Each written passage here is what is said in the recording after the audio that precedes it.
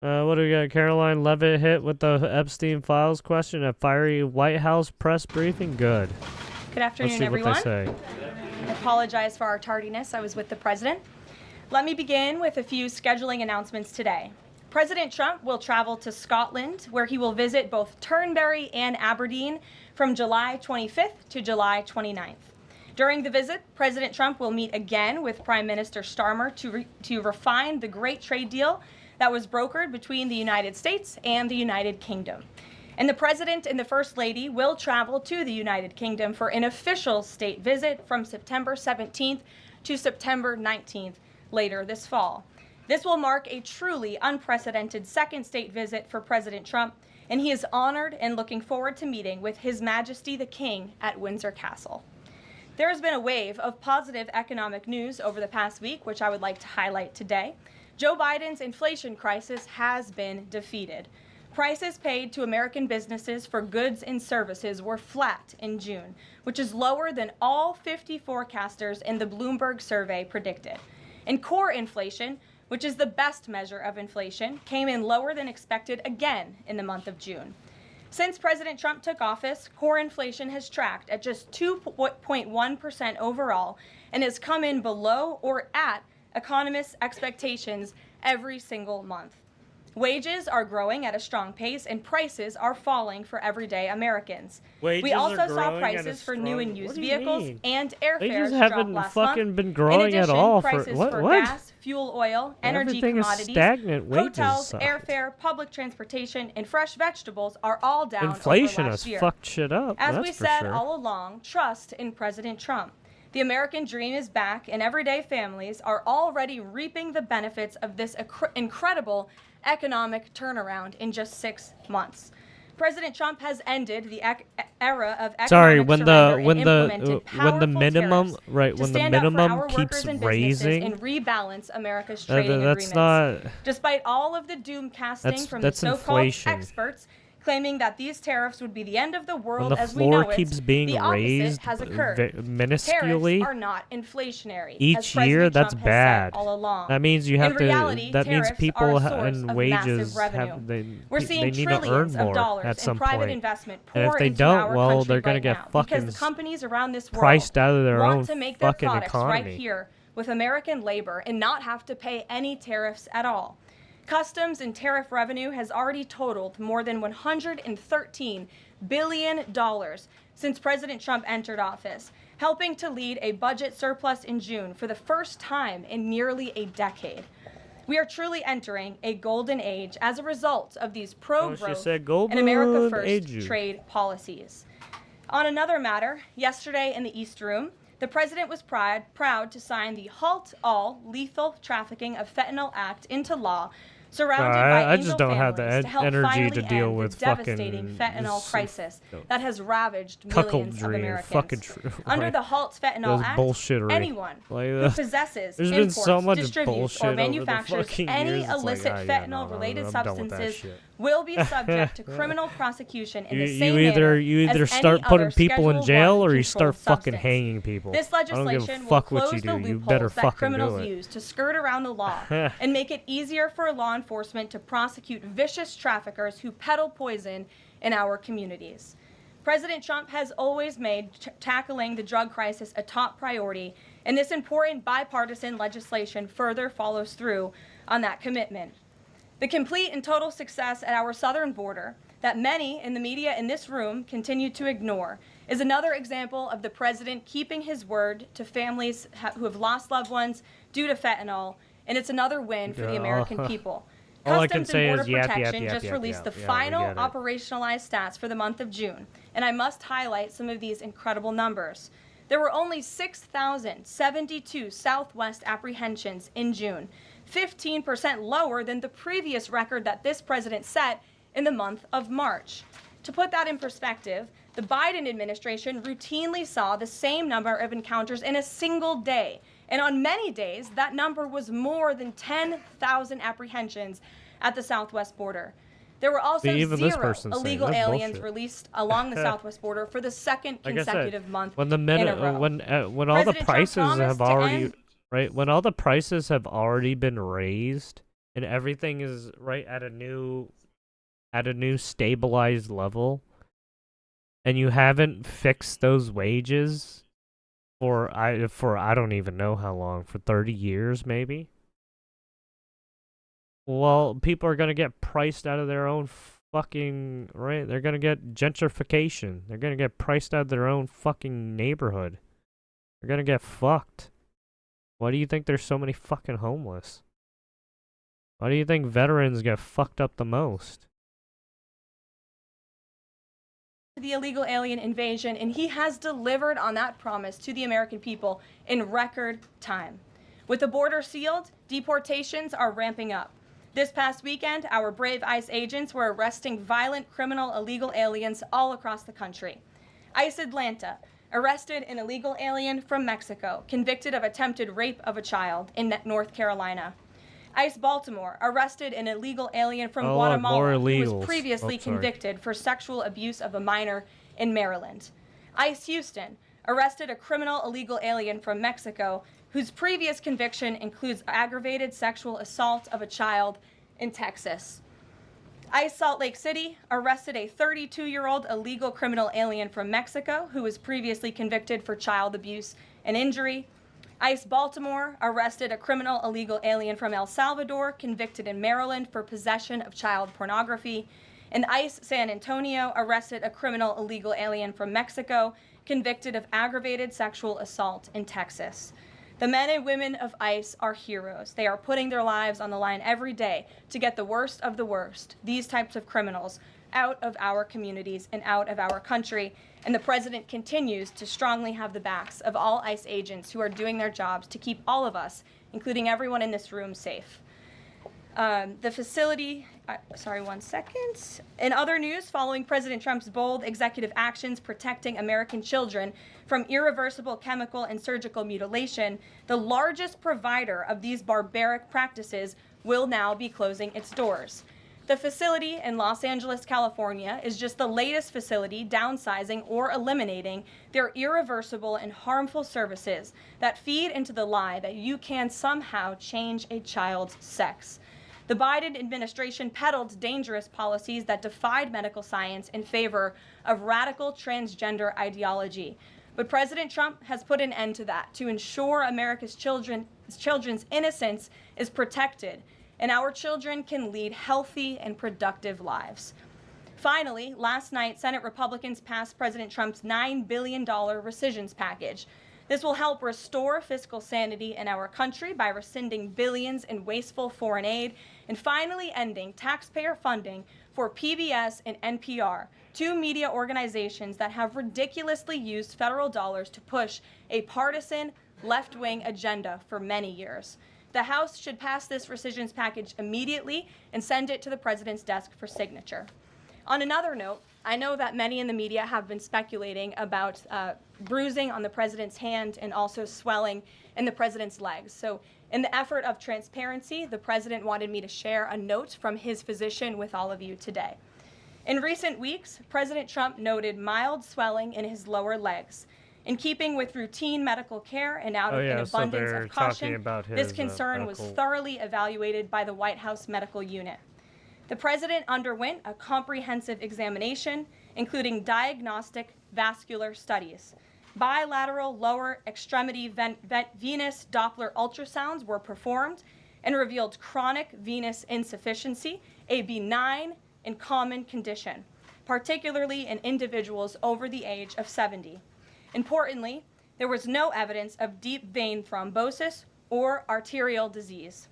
Laboratory testing included a complete blood count, comprehensive metabolic panel, coagulation profile, D-dimer, B-type natriuretic peptide, and cardiac biomarkers.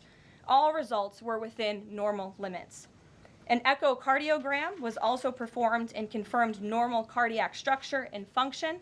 No signs of heart failure, renal impairment, or systemic illness were identified. Additionally, recent photos of the president have shown minor bruising on the back of his hand. This is consistent with minor soft tissue irritation from frequent handshaking and the use of aspirin, which is taken as part of a standard cardiovascular prevention regimen. This is a well-known and benign side effect of aspirin therapy. And the president remains in excellent health, which I think all of you witness on a daily basis here. So the president wanted me to share that note with all of you. I'm happy to take further questions on it. We will provide the memorandum from the president's position to all of you, as we always do. And we'll get to questions. Here in our new media seat, we have Frank Corva, who's the White House correspondent for Bitcoin Magazine, which comes at a timely week with crypto legislation moving across Capitol Hill. So why don't you kick us off, Frank, and thanks for being with us. Thank you so much. We appreciate it, Ms. Leavitt. Sure. I was curious to hear if the president was in favor of removing any and all language around central bank digital currencies from the Genius Act, maybe as a means to get it across the line and get it on his desk. And then my second question was about something the president spoke about in this room. He talked about a $600 de minimis tax exemption for Bitcoin and other crypto spending. So I was just wondering if you could comment on those. Sure. Well, the president did signal his support for a de minimis exemption for crypto, and the administration continues to be in support of that. We are definitely receptive to it to make crypto payments easier and more efficient for those who seek to use crypto as simple as buying a cup of coffee. Of course, right now that cannot happen, but with the de minimis exemption, perhaps it could in the future, and we will continue to explore legislative solutions to accomplish that. As for the central bank digital currency and the Genius Act, which you noted has passed through Congress and will be sent to the president's desk. I believe the House is voting on it. If they haven't, they should be passing it. We know we have the votes, and we expect it to get to the president's desk, and we are planning a signing ceremony tomorrow afternoon. All of you will get more details on that. This piece of legislation is going to make America the crypto capital of the world, and that's what the president promised. As for a central bank digital currency, the president opposes that.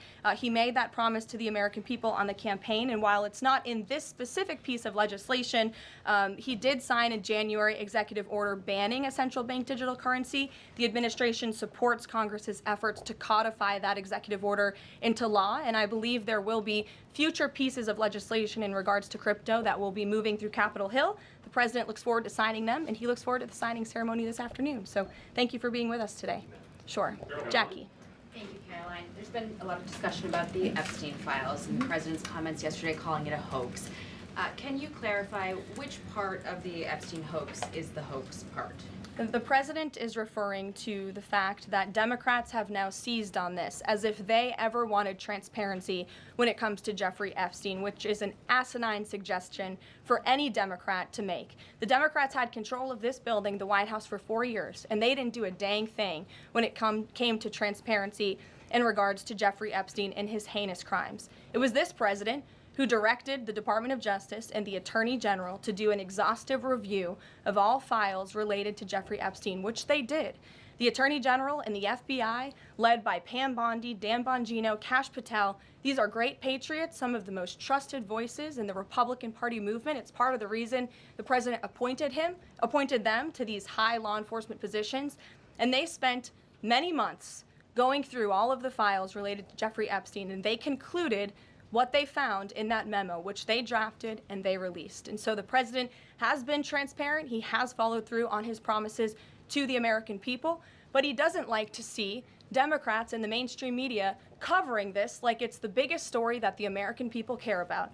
The president has been working so hard this week. On Tuesday, he went to Pennsylvania, where he secured $90 billion in investments for the Commonwealth, for the people of that state. After that, he came back to the Oval Office at 8 p.m. Sorry, He went in there to I'm whip more votes for to get someone the who wants Genius to Act see signed into law. criminals Because of behind his bars efforts, that bill is and now not going just to be running signed around. and passed. The following day, yesterday, he Sorry, meets with a so foreign leader, I the don't king of really Bahrain, care to secure about more your investments into this country. your And then money yesterday investments afternoon, or trade the president deals is with in other the East Room of the White companies and House, shit mourning like with that, parents or who with have other lost their countries. children I just because want of to know fentanyl, if you're going to signing be a putting bipartisan people piece in of jail. legislation. And not a I single want cable judgment. network in this country took that event live and covered want that event like they justice. should. Those are I the want issues the this president cares about. fucking What could be bullshit more important to the corruption to American end. people than That's what I helping want. families who have lost their children? Those are the issues this president is going I to want remain the focused deep on. state to get fucked in the butthole. We do have some I want them prominent all to figures, burn in hell. including the Senate Majority Leader, the House Speaker, voicing support for the files to come out. Representative Massey collecting signatures that would force a discharge petition for. There's a vote on lot the of floor people for I this. want to burn in It hell doesn't seem right to be now. going away. What is stopping the administration from just redacting any sensitive information, grand jury information, and putting out what is appropriate so that the American people can decide and then let this story die? Well, in terms of redactions or grand jury seals, those are questions for the Department of Justice. Those are also questions for the judges who have that information under a seal. And that would have to be requested, and a judge would have to approve it. That's out of the president's control. He has said, in agreement with some of the leaders on Capitol Hill, that if the Attorney General and the Department of Justice come across any other credible evidence, they should provide that to the American people. The president has said that, and he agrees with them on Why that. did you fire Maureen Comey? The Department of Justice did, and I would defer you to them. Dasha.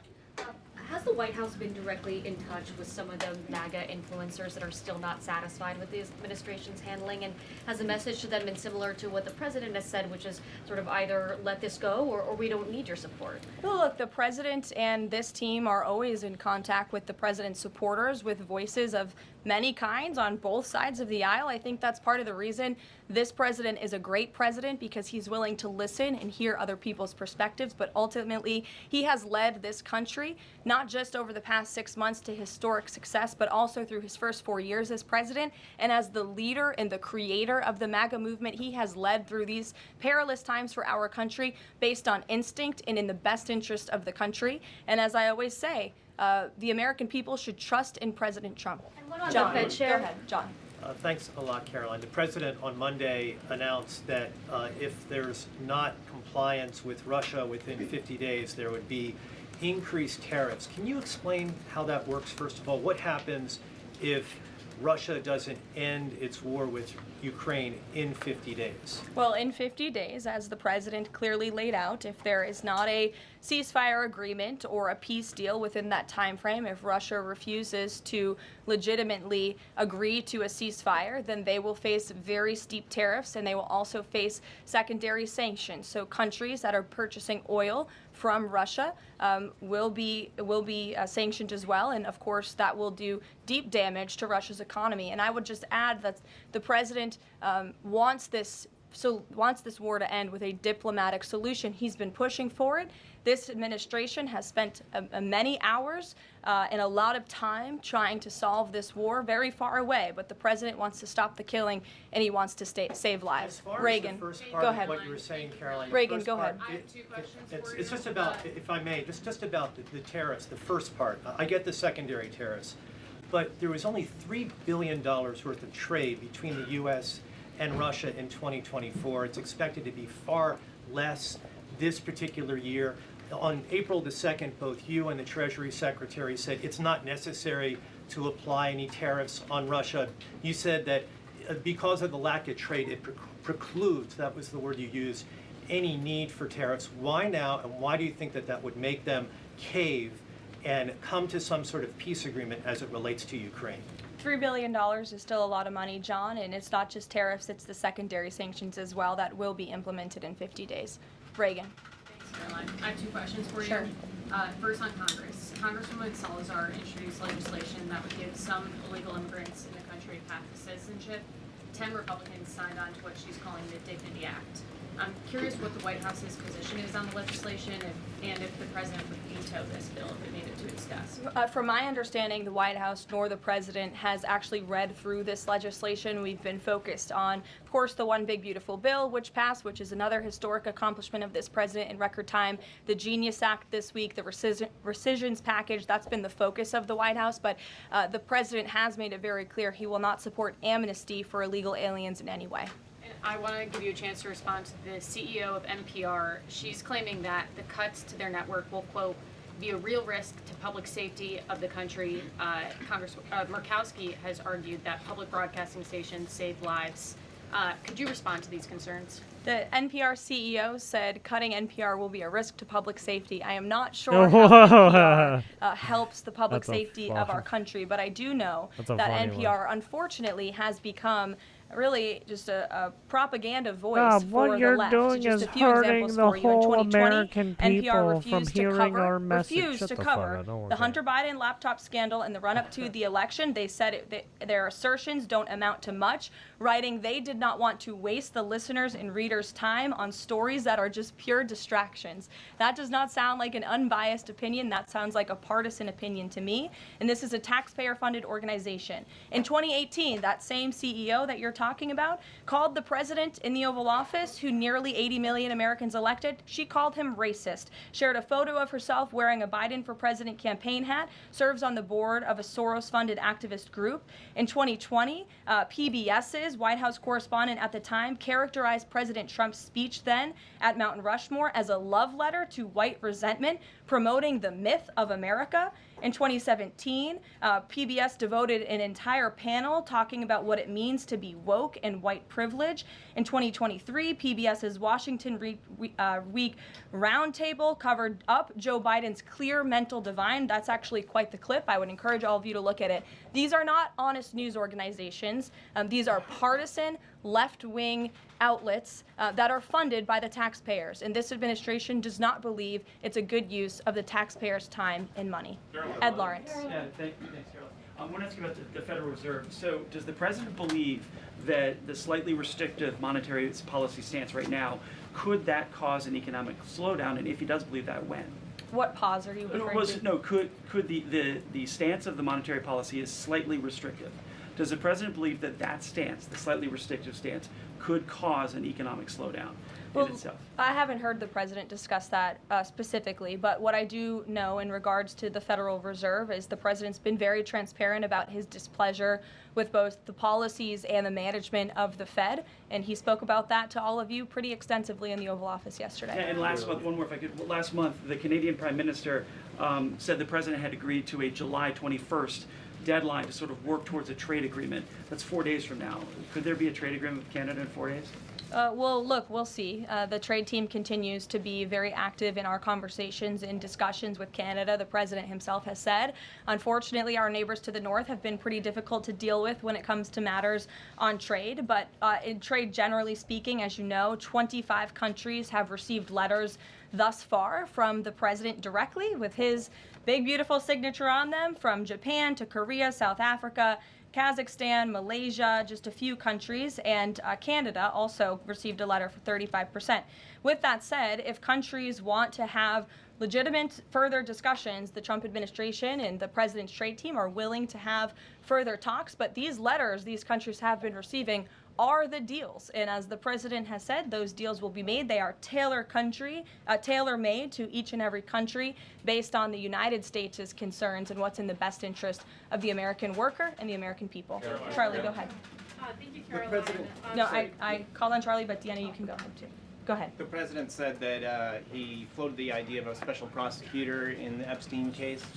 Can you confirm that? And has he asked the Attorney General to do this, to appoint a special prosecutor to look it over? Well, the idea was floated from someone in the media to the president. The president would not recommend a special prosecutor in the Epstein case. That's how he feels. And as for his discussions with the Attorney General, I'm not sure.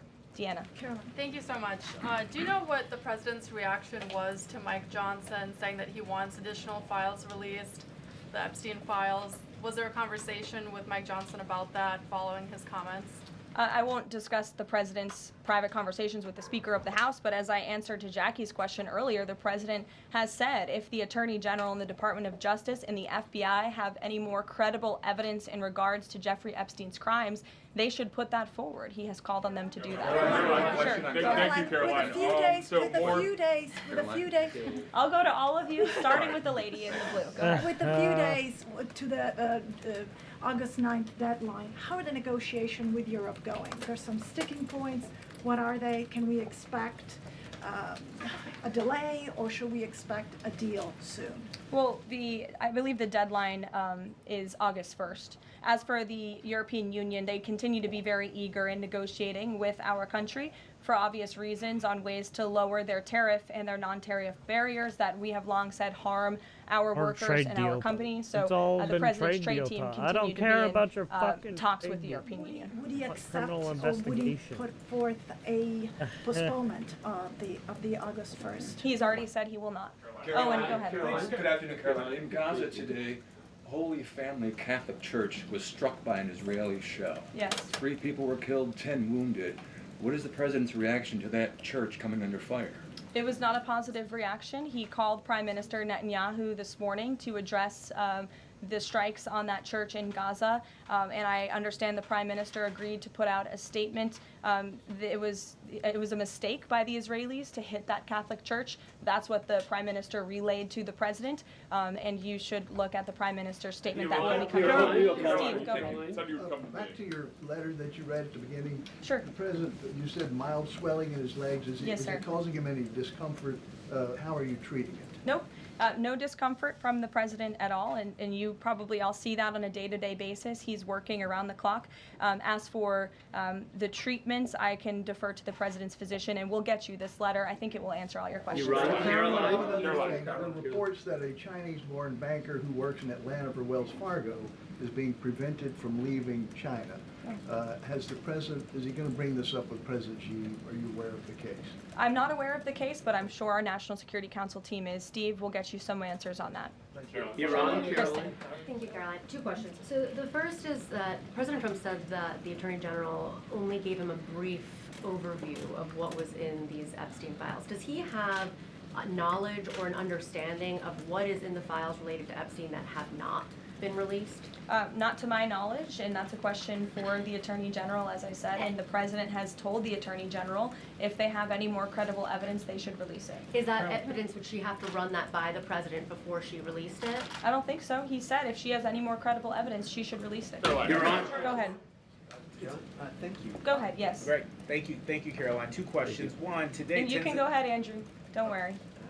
Today, tens of thousands of folks are rallying nationwide to honor the legacy of Congressman John Lewis. Meanwhile, Republicans in Texas reportedly are working to redraw congressional maps at President Trump's urging. How is President Trump reconciling his call to action for Texas Republicans with the legacy of Representative John Lewis? I'm not quite sure how the two things are related. I think the President would agree that John Lewis served our country for many, many years. It has nothing to do with the redistricting efforts that are currently underway by Texas Republicans to add seats to their legislature. They have the right to do that. The President spoke to the congressmen and women who serve the great state of Texas about it, but it's up to them and it's up to their legislature to get that approved. And Caroline, just a second question. And Go does ahead. the President support the Justice Department's request for just 1 day in jail for the officer convicted in Breonna Taylor's killing? And what message does he believe that sends to her family and to other families seeking justice in cases of police violence? I haven't talked to the President about that case. Go ahead. Just the President, when the President met the interim President of Syria a couple of months ago, he described him as a young, tough, attractive guy. After the latest clashes in Syria over the last few days, does President Trump still support Syria's interim president?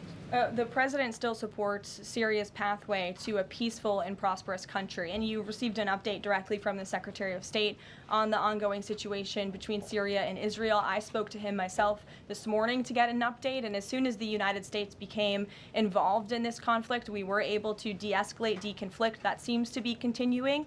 Syria agreed to draw back their troops that were in the area where that clash was ongoing, and we continue to be very actively monitoring the situation. The President wants to see Syria become a prosperous and stable country, and by the lifting of the sanctions on Syria, he's giving them a real chance to do that, and he wants to see that through. Andrew, go ahead. So on Tuesday, the President told a very detailed story about his uncle, noted scientist John Trump, and Theodore Kaczynski, the late Unabomber. He said that Dr. Trump taught Ted Kaczynski. Ted Kaczynski was not identified as the Unabomber until 1996, 11 years after John Trump passed away. It would have been impossible for John Trump to have ever discussed the Unabomber with the President. So what was he talking about? And I have one follow-up. Andrew, with so many issues going on in the world, I'm a little bit surprised you would ask such a question, although I'm not sometimes coming from you, I will say, but I'm willing to give you an answer. Nevertheless, the President's uncle did, in fact, teach at MIT. He was a very intelligent professor. The president's very proud of his family. In fact, the president has a letter from his uncle on the MIT letterhead that sits in the Oval Office dining room. Maybe we'll let you see it sometime. And then Elizabeth. Caroline, one more on. Elizabeth, will the go ahead. president consider pardoning Ghislaine Maxwell Elizabeth, if the go Epstein case is a hoax? That was such. Yeah, If that okay, mayoral so race, what? if that's still the case, given his history drawing is a that large supposed to crowd be in a New York City, gotcha? what's his reason for staying out of it in that way? Yeah, I don't know why a lot of president these reserves the right to journalists get involved in do races that, or not get involved in farm races, the and he's made the gotcha decision not to questions. weigh in It on just the New makes no York mayoral sense. race, as you rightly pointed Yeah, out. I guess they Although want he has gone those as far to clicks say he real absolutely bad. does not want to see They want them views and Zemdami, clicks real bad. elected, who is a known communist who supports the abolishment of private property, the defunding of police. He has made very well-known anti-Semitic statements. It would be a disaster for New York and for this country. And I think it's quite telling that this individual, a known communist, has been spending time in Washington this week meeting with leaders on Capitol Hill. This is truly where the Democrat Party is headed. Clearly, they learned nothing from November 5th in the president's overwhelming victory. Mary, go ahead. Thank you, Caroline. I want to backtrack to the hospitals that have stopped providing transgender surgeries and hormones for kids. On this front, does that have anything to do with the DOJ subpoenas last week? Should we expect any more hospitals to be shutting down their programs? And I wanted to also ask what you make of all these media reports, especially the AP, which I noticed, which portrays these children as losing something that's saving their lives. Yes, I think the president spoke a lot about this issue, which is a political issue, but also really a cultural issue that impacts children and families. He talked about it a lot on the campaign, and I think he was quite surprised by the uptick we were seeing in the embracement by the Democrat Party when it comes to the chemical castration and mutilation of young, innocent bodies. And so the president made it a very early priority to sign very strong executive orders to cut off the funding for any hospital or any medical facility in this country that provides such barbaric procedures. And as a result of that strong policy and the president's strong common sense position on this issue, we've had such an overwhelming response, which is great for children in Arizona. Phoenix Children's Hospital has stopped providing puberty blockers and hormone therapy to minors. In California, Stanford Medicine ended sex change surgeries for minors. Children's Hospital Los Angeles is closing its Center for Trans Youth Health and Development surgical program. In Illinois, Lurie Children's Hospital Chicago stopped sex change surgeries. Again, let's think about what we're talking about here. Sex change surgeries for minors. These are barbaric practices that no child, innocent child, should have to endure. And the president wants to protect the innocence of children, and I know the vast majority of Americans support him in that effort. This is a wildly popular and common sense endeavor this administration has taken, and we've seen many of these medical institutions have followed through with the president's executive orders, but will continue to take further action on this important issue. Garrett. I too, if you'll indulge me. Sure. On the rescissions package, I wonder what the White House makes of this theory that it increases the odds of a shutdown. The theory is basically, why would any Democrat vote for a bipartisan spending deal with Republicans if Republicans can turn around and claw the money back the next day? Look, $9 billion worth of crap that it was in our federal funding that is now being rescinded. This is a good thing for the American people and the American taxpayer, and I think our Office of Management and Budget Director was saying this process should be more bipartisan. Democrats, there was a time in this country where Democrats too cared about getting rid of waste, fraud, and abuse in our federal spending. I think every American agrees the government spends way too much money on things that don't matter. Some of those things includes PBS and NPR, or for instance, the Democracy Fund, which was funded to the tune of $83 million through the Department of State, but they were giving hundreds of thousands of dollars for gender equality and empowerment hubs in Yemen, $3.9 million for strengthening information integrity, equality, and democracy for LGBTQI population of the Western Balkans. These are not good uses of the taxpayer funds, and Republicans are proud to lead that effort, and we wish more Democrats would join us in that. I wanted to follow up on the Maureen Comey question just to clarify. Did the White House have any knowledge, or did the president sign off on her firing? This was a decision that was made by the Department of Justice. There was an agreement that was made between Immigration and Customs Enforcement and the Centers for Medicaid and Medicare Services regarding access to Medicaid information for 92 million Medicaid recipients around the country. That includes health information. So how does that not violate HIPAA violations and privacy concerns, for example, of American citizens?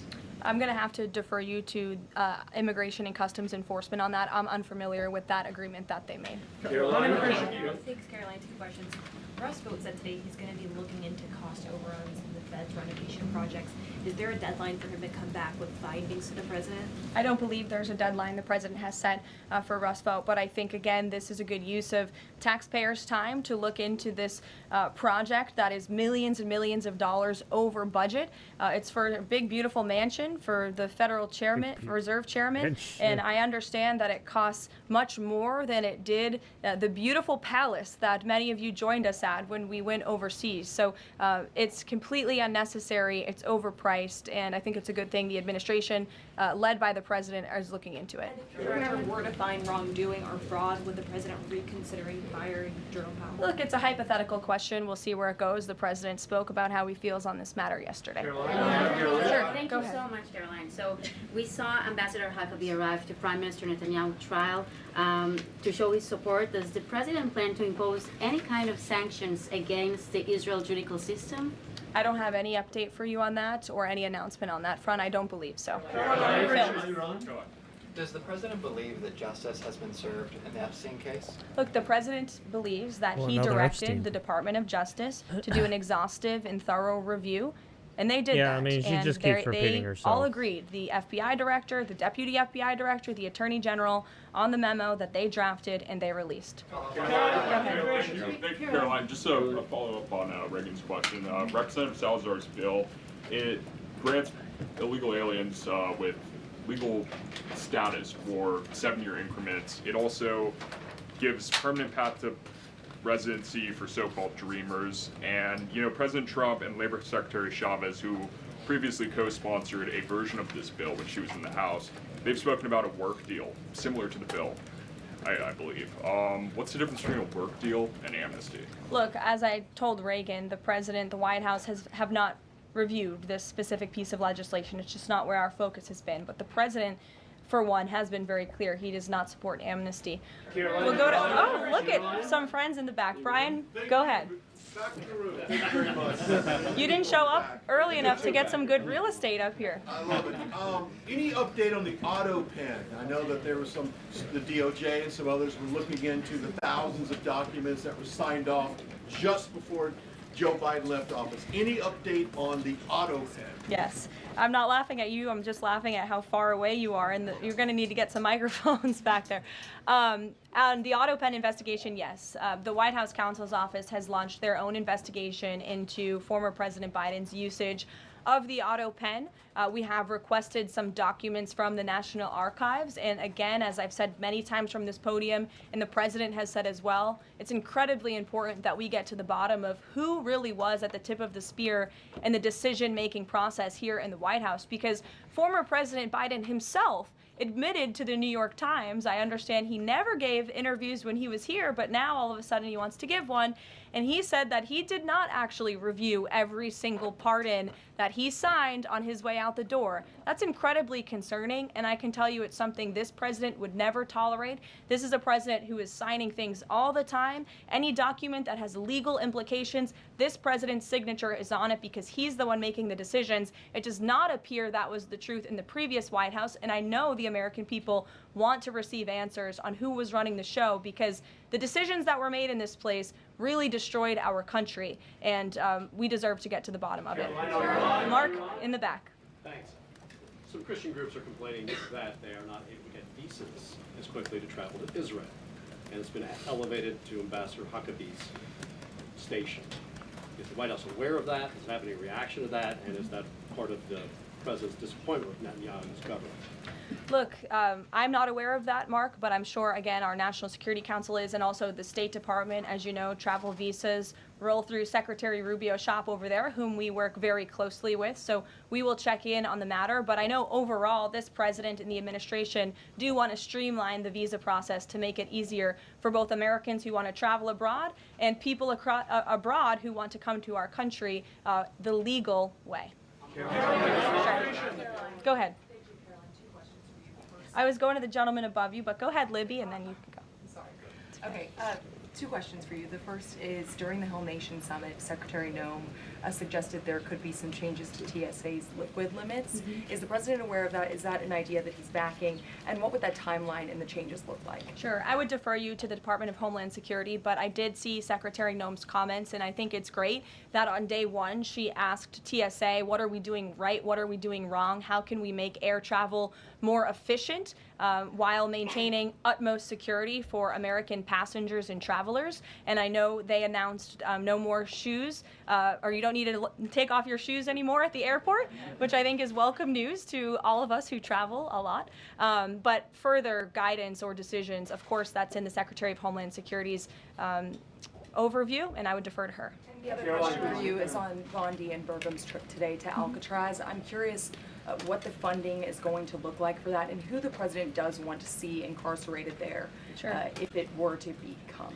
Sure. Well, this was an idea of the president. He spoke about it in May, and he directed his administration to review a reopening plan for Alcatraz if it is possible, which is why the Attorney General and the Secretary of Interior have traveled there today. They are touring the site, and if the Alcatraz prison is reopened, it would be under the purview of the Bureau of Prisons, and the Secretary of Interior also would play a big role in this as well. So they're there to review the site today, and I'm sure you'll hear more from them on it later. And just to follow up, Libby, on who the president wants to see housed in Alcatraz, the worst of the worst criminals in this country, both American criminals who convict heinous crimes, but also illegal alien criminals before deportation as well. Sure. Go ahead. The State Department yesterday urged the Chinese Communist Party to cease its campaign to eradicate Falun Gong, a peaceful spiritual practice. With the anniversary of this brutal persecution approaching, does the White House have a message for the CCP on this? Well, I will get you one, and we will get back to you. Sure. Go ahead. We'll take. Go ahead, and then go ahead. Sure. I've never called on you. Why don't you go ahead? In the red tie. Hello. Dr. Harper behind. Thank you. Yes. Go ahead. Go ahead. Me. Thanks. Yes. Thank you, Caroline. Yes, you. What's your name? My name is Matias. Thank you. What's your outlet? I'm from Record TV, Brazil. Great. Brazil's President Lula recently said that President Trump was elected to govern the United States and not to act as the emperor of the world. And he also emphasized that Brazil is open to negotiation. I'd like to hear what you have to say about it, what the administration has to say about it, and specifically what areas are currently open to negotiation in the light of the 50% tariffs that were announced. Sure. The president is certainly not trying to be the emperor of the world. He is a strong president for the United States of America, and he's also the leader of the free world. That'd be annoying. And we've seen a great shift across the entire globe because of the strong leadership of this president. In regards to Brazil, the president sent a letter to Brazil announcing their new tariff percentage. He also directed our USTR ambassador, Jameson Greer, to launch an investigation of Brazil under Section 301 of the Trade Act of 1974, designed to address unfair foreign practices that are affecting U.S. commerce. For years, we know Brazil's digital regulations and weak IP protections have undermined U.S. tech and innovative companies, and their tolerance of illegal deforestation and other environmental practices puts American producers, manufacturers, farmers, and ranchers who follow better environmental standards at a competitive disadvantage. So this president always acts in the best interest of the American people and the United States of America, and he will continue to do so. Thank you very much, everyone. We'll see you later. I appreciate the enthusiasm today. That's it.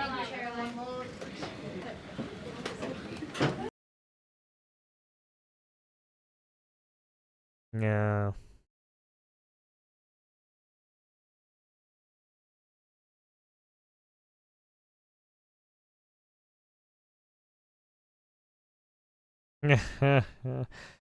So the prices have gone up, but the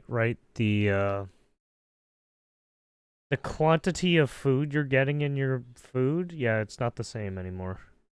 Prices have gone up, but the quantity of your food has gone down. Or the prices have gone up and the quantity has stayed the same. Or you get a little less now. You don't get more. You get less. More money and less food.